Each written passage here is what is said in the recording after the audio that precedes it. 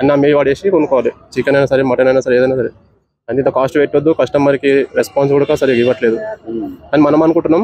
వాళ్ళ సైడ్ నుంచి ఏందో కరెక్ట్ తెలియదు మనకు. అది ఇప్పుడు ఎవరైతే ఒక లేడీ చాలా కాస్ట్ ఎక్కువ అని అడిగినందుకు తెలుసు, అది ఏ రేంజ్ ఉందో నాకు అర్థమైపోయింది. 4 ఇళ్లలో పాచి పని చేసుకుని అవును, అదైతే తప్ప అన్న. అట్లా అనడం తప్పు. ఇన్న వాళ్ళని తప్పు, అన్న వాళ్ళని కూడా తప్పు. అట్లా అనొద్దు. కస్టమర్ తో అట్లా మాట్లాడొచ్చా? మాట్లాడదు కదా.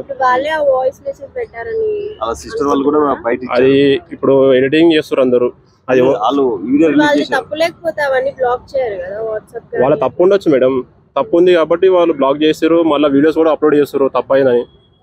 అన్న తర్వాత తప్పు అయింది దాన్ని అన్న కూడా వేస్ట్ కదా. అట్లా అనడం తప్పు కదా. అది కరెక్ట్. నేను ఏమంటున్నా, తిట్టడం కరెక్ట్ తప్పే. కానీ వాళ్ళు కాస్ట్ పెట్టిరు, కస్టమర్లు ఏమన్నా తెలియదు కదా.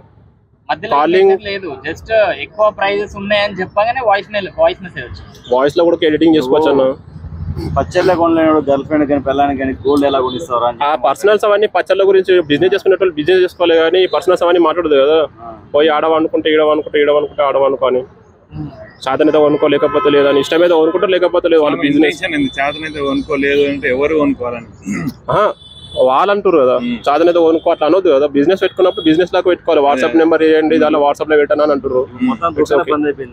బంద్ చేసి పడేసాడు మంచిది కదా. నా కస్టమర్లను తిడితే కస్టమర్లు దేవుళ్ళు కదా. ఇప్పుడు కొనుక్కోవాలంటే కస్టమర్ లేకపోతే ఇప్పుడు చిట్టి పికల్స్, ఆ పికల్స్, ఈ పికల్స్ పెట్టుకొని 1900, 2000 పెట్టుకుంటే 1 కిలోకి, అర్ధ కిలోకి అసలు అమ్మేవాడదే కదా వాళ్ళు. అంతే దాని గురించి తప్పు లేదు. వాళ్ళు అనేది కూడా కస్టమర్లు అనేది కూడా కరెక్టే అంటారు. అట్లా అనడం వల్ల దాని మంది ట్రోల్స్ కూడా చాలా మంది ట్రోల్ చేసి మాట్లాడిన తప్పంటారా? తప్పే కదా అన్న.